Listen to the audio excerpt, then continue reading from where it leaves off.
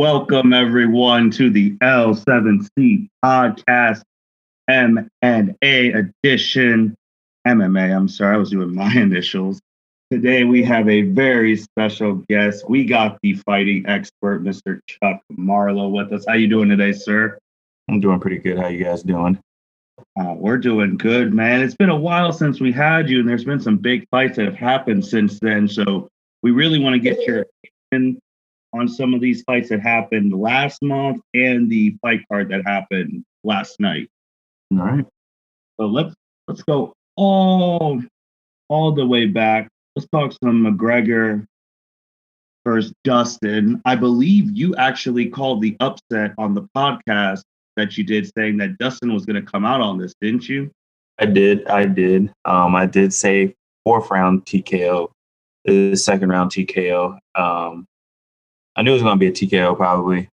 I knew Dustin was going to let his hands go loose at some point in the fight and start actually getting his combos going. And once he started doing that, just dirty brawling, he outclassed McGregor in that, slowed him down too, wore on his legs, a lot of leg kicks. He pushed out on him.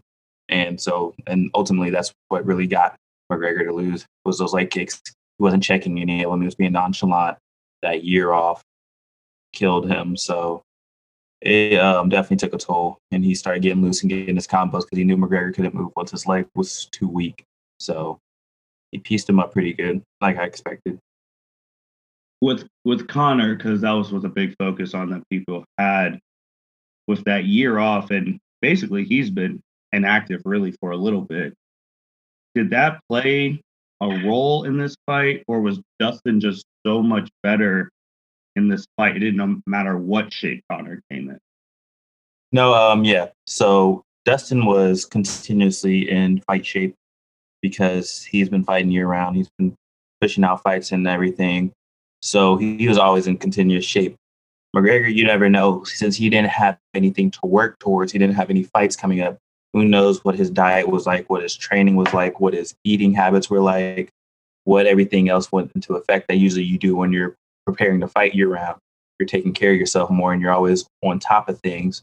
As of if you're taking that year off, you might be like, okay, well, I'm kind of retired. I don't know if I'm going to come back and fight or not.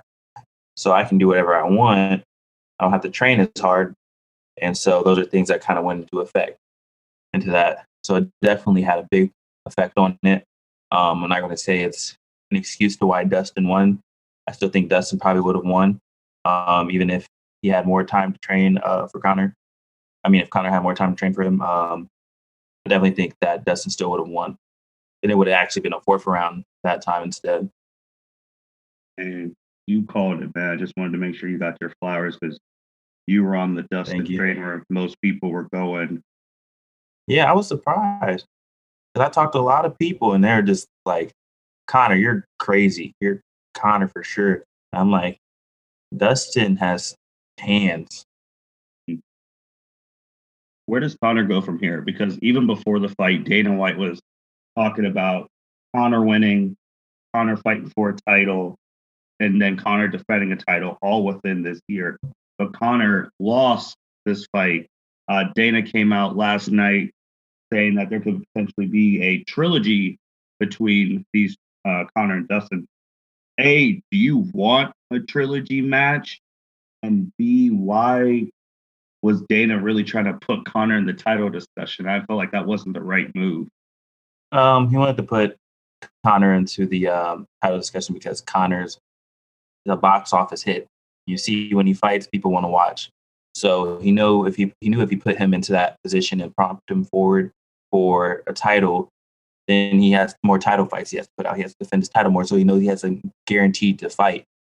So without him having that belt, he's not guaranteed to fight. Conor might move into other things. He might move into boxing some people so he can make actual revenue. So Dana doesn't get that short leash on him. But Conor, where does he go from here? He has to reevaluate everything, take it forward. Do I want a trilogy? I'm not 100% sure. The reason I feel like they wanted to push this trilogy is because they're going to say he took that year off. He didn't have any time to really train. You really have technically a year to train, even though you're not going to train for this fight. They just want to see what happened if he has more training. I feel like And I feel like that's why they're trying to push it, because everyone feel like excuse to why Dustin won. But if it happens, it happens. If not, I'm not going to be mad either. To break the tiebreaker, I would probably just do it, just make it, it'll still hit in the box office. There was another thing that you also called too back when this fight happened about Khabib coming back, essentially.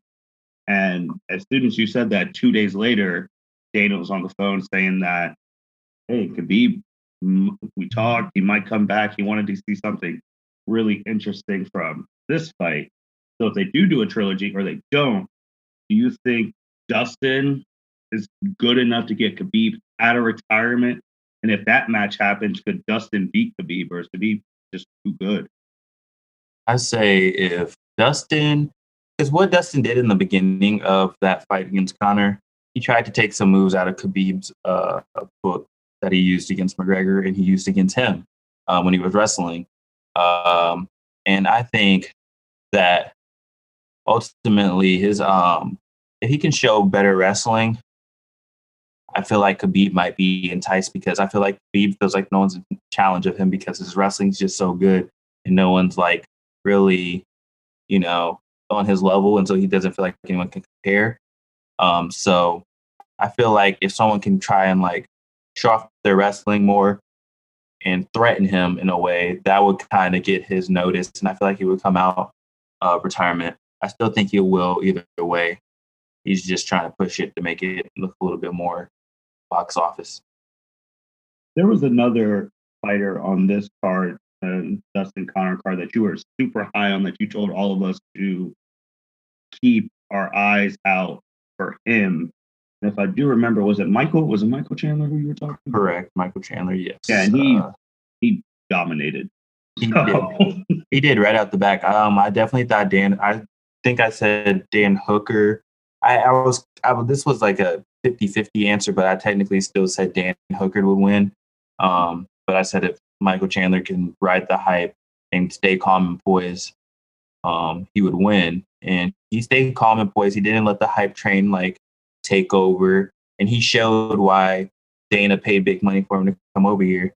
And he showed why he put him automatically on a main card as a co-main event. He can knock some lights out. He's a hard hitter. And you just love his energy and his attitude. And I think that's one thing that he's going to gravitate towards the UFC people. He's a showboaty type of person. He doesn't like feel afraid to call people out, as you can see, obviously. So that's a big personality, like Conor McGregor's, that people are going to like. And he's going to, if he can keep fighting good, the UFC is going to love him. He can boost himself forward to a box office name. So you think he has that potential to potentially be the next box office name that a casual fan will be able to recognize? Correct. Hey, you heard it from Chuck. And if you've heard Chuck's previous UFC podcast, the man's been calling it like he sees it, and he has been right more than he's been wrong. So if Chuck's saying this guy has potential, hey, write that down. I want to fast forward to the UFC 258 that just happened last night. I'm sure you watched it. And the main event was Usman versus Burns. Before we talk about that match, were there any other matches on this card that you were interested in, or were you surprised by? So I know Kelvin Gastelum was on that card. Mm-hmm. Happy to see him get a win, kind of.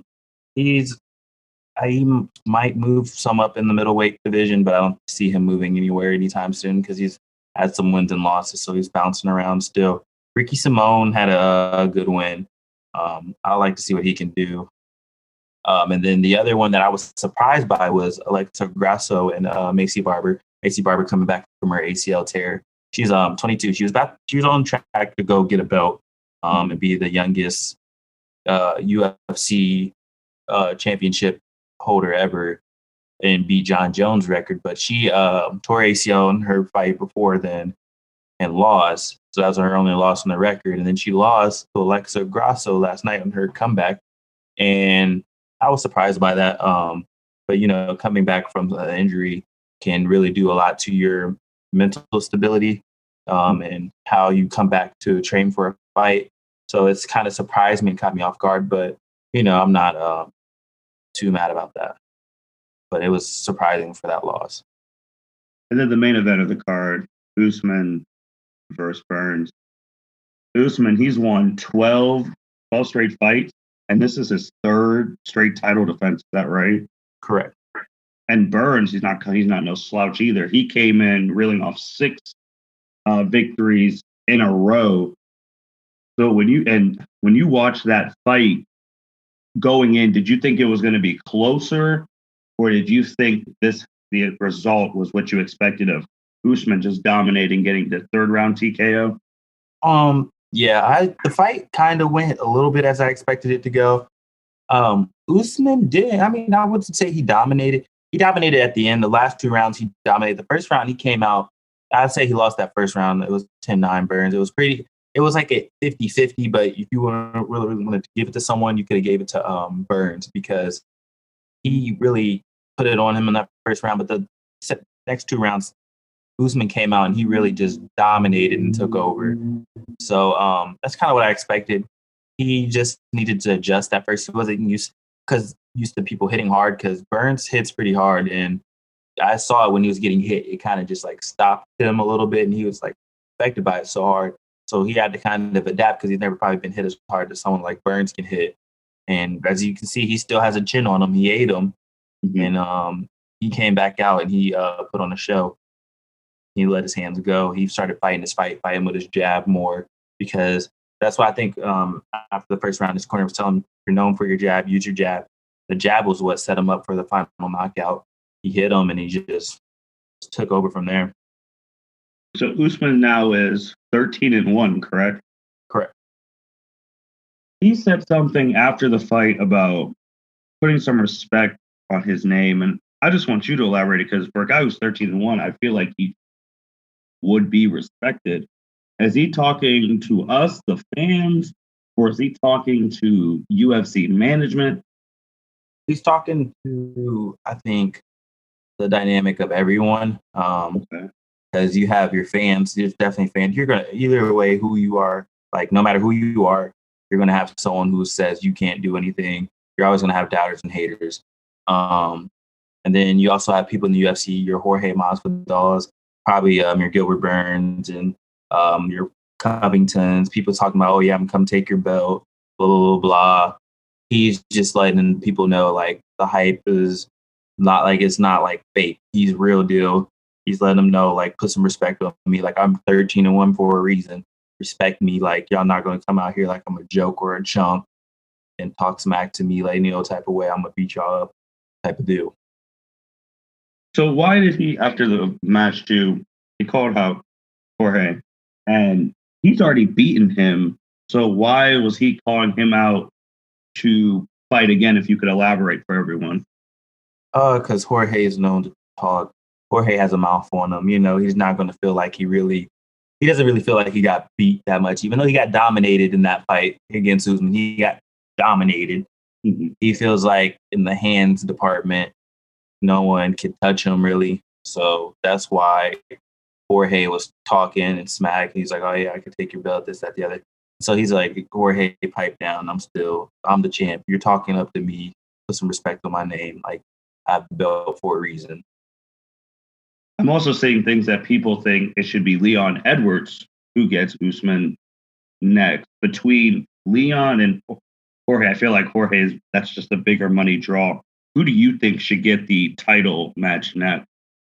I think Leon Edwards doesn't really have that big of a draw because he hasn't fought in he hasn't fought in a minute. I think it's been like a year or so because he had got COVID when he was supposed to fight. And then, everything with travel and transportation because he's from over out in like England or somewhere, I think, I'm pretty sure. And so because of that, like the travel and everything with quarantine and COVID, he hasn't put out any fights recently. So he hasn't really been able to put on any like notices for his name. So Jorge has fought more recently and he's had a lot more hype around his name. So that's why it's pulling people towards him. But I feel like Leon Edwards is due for something, but he hasn't put on a fight. So I say you just do Edwards versus Jorge. Whoever wins that, let them fight against Usman. You can put that fight on like a co-main event of a next title fight or something. So then you can work your lineup for that. You heard it here first. Going into some news, because you shared it with us. Jon Jones. Jon Jones, we've talked about, is going to heavyweight. He's in heavyweight training. And it came out that his first match in the heavyweight division could be for the title. What do you think about that? How quickly are we seeing that? Are we seeing that this summer? What are we looking at there? I say it's probably going to be announced that the reason they're going to probably put him up for a title fight immediately after moving up for weight, because Israel Adesanya immediately got a fight when he got moved up to light heavyweight. He's immediately fighting for the belt coming up here soon. UFC 259 co-main event with Adesanya and Nunes. Correct. So they're like, well, you got to think, if you're on that level of Jon Jones and you think someone like Israel Adesanya is below you, and you have that history behind your name, you're going to automatically want a title shot because he automatically got a title shot. It's kind of that respect aspect. If you're going to do it for him, you're going to do it for me type of deal. And so I could see that happening for sure because he already has one. So they'll probably announce it then. It'll probably be like a month or two from after that. Then after that, they probably might work another 1 or 2 fights to see defend the belt. And then, boom, another mega fight. And then Adesanya is going to try and be like a triple belt holder, maybe. You see something like that, try to be projected. And then you might have things. You can work a whole lot of dynamics with this and a whole lot of box office numbers. So there's a lot of different things that can really go into it. But he's definitely going to get his title shot.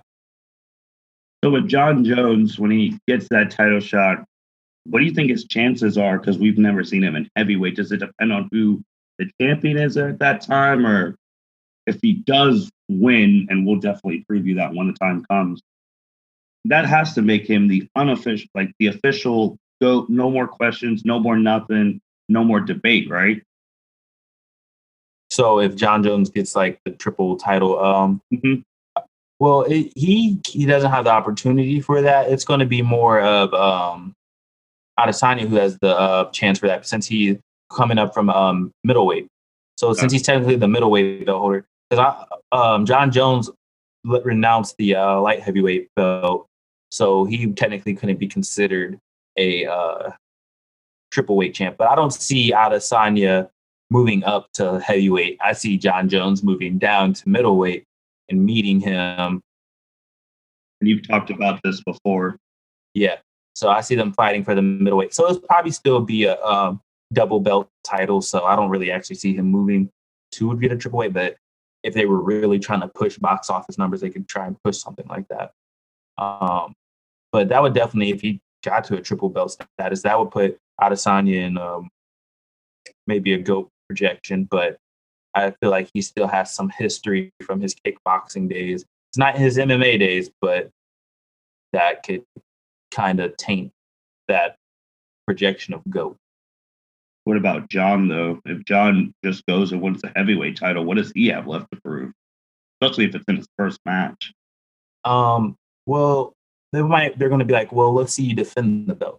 Yeah, I think from a fan, okay, you beat one person in the heavyweight title. That's not even their best heavyweight person in my eyes. You have people who are different fans of different people who feel like they should have a chance to go against that person because they feel like that's not fair to my person. Like their fan, like whoever they're a fan of, they're like, okay, so I want them to get a belt shot. So it just depends. They're going to want him to defend it for sure to get that GOAT status. Well, you said something very interesting there. So who do you think is the best heavyweight? The guy who he beat up numerously.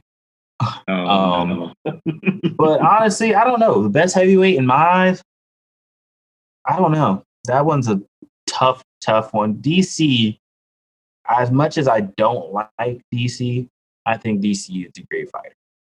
I'll give him the respect he's due. But I think Stipe is also pretty good. But I don't know because I want to see what Ngannou can do, though. If Ngannou can prove something to me in this next fight against Stipe, I will really put a lot more respect on him. And I'm rooting for him.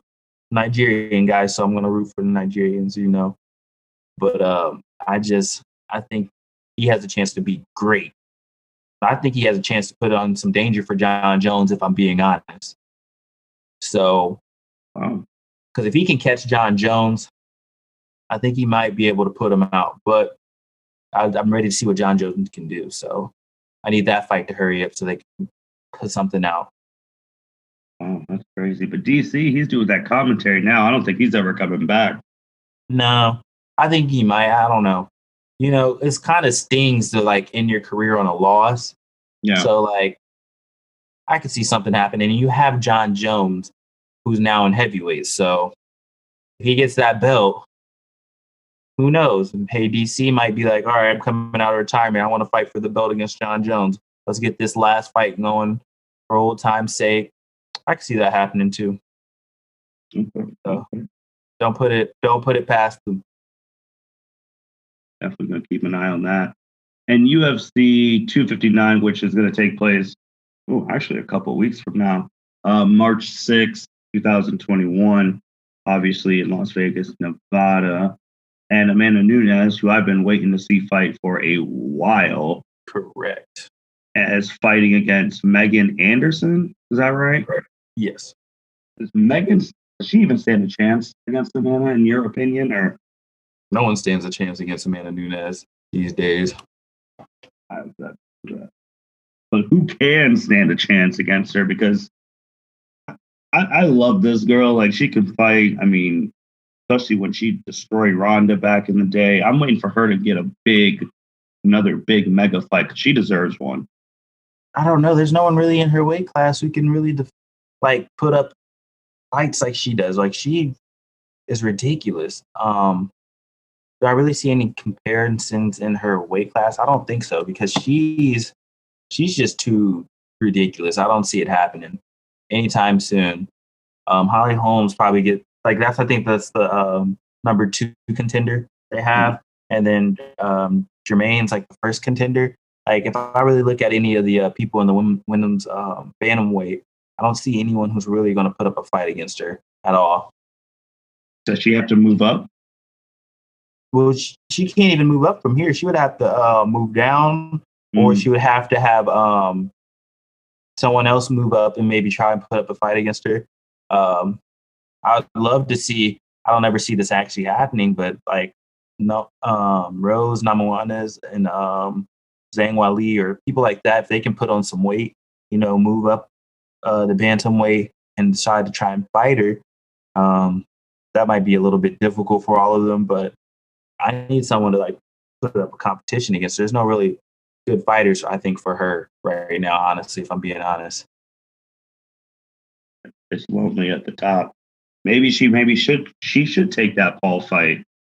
Maybe. I at that point, I feel like that's something that people will be like, okay, maybe she has some competition. Let's see if she can actually beat a man like everyone can say she can, which I'm not doubting she can. Paul said that when Conor lost, he should have took the fight against him. And I know Paul is actually going to be fighting a former MMA fighter in his next boxing match. I forget the guy. I believe I heard something about that. Yeah. Could you see Conor, if it's a big $100 million match, could you see him taking that? And would you be afraid that, God forbid, he potentially loses? I could see him taking that for sure. If it was $100 million on the table, Conor's going to take it. Anything to set his family like in stone. I think they just had another baby not too long ago, maybe like a month or 2 ago, if I'm not mistaken, him and his wife. So anything to set his family up for life and keep his money like set where it is, I feel like he would do. And I don't see him losing to Jake Paul, in all honesty. I feel like Conor's too skilled and like profound to actually lose to Jake Paul. I want to also bring up Max Holloway. I know we've talked about him in previous episodes, but Max is he now going to get a title shot? I mean, after that last fight, he put on a clinic. Probably, but I don't want to say anything set in stone because, anything can move around. But after that fight, I feel like he definitely deserves a title shot. He put on a show. I mean, 455 significant strikes. Like, that's high. That's the highest number put by even 2 fighters combined. So, and then I'm gonna be honest, Cater, if you can eat 455 shots and not get knocked out, you got a chin on you. that's lovely. You got a Tony Ferguson type of chin on you, but you need to work on some defense because you got pieced up, ate alive, and spit out. Like, that was a ridiculous fight. I think I called that one too, to decision by Holloway, but I'm surprised I didn't get the fourth round TKO or fifth round TKO, honestly, the way he was hitting them. But you eat 455 shots to the face. I'm just going to back off of you. I'm not even going to hit you or fight you. So that match was that back in January was on ABC. You've been paying attention to Dana having this war against people who've been illegally streaming UFC fights, and he's trying to find all the websites, go after him, yada yada. Wouldn't it just be easier than if Dana just had more pay-per-view fights on ABC? Because to me, I feel like that was perfect, and it was on in the middle of the day because they were in Dubai. But why don't they utilize ABC more for more pay-per-views? I know it's a money thing, but you could take away from it with some streams. Like you said, yeah, it's a money thing. The fighters I don't think they make as much money with it being on ABC. I don't think they make as much money either, the UFC, with it being on ABC, because it's like, well, we're nationally televising this, so we're doing you a favor kind of deal as to where, because like everybody has ABC. You can plug it on regular TV. You get 28 channels. You're going to get ABC, and you're going to see the fight. So I feel like that's kind of like they're like, okay, well, money wise, but I can see Dana still pushing it forward for more ABC fights. He just wants to make his money. That's what it also is. It's a business, so people are going to want to sell fights, try to make money as long as they can. But with like you said, illegal streaming and stuff, it's going to be hard to stop it.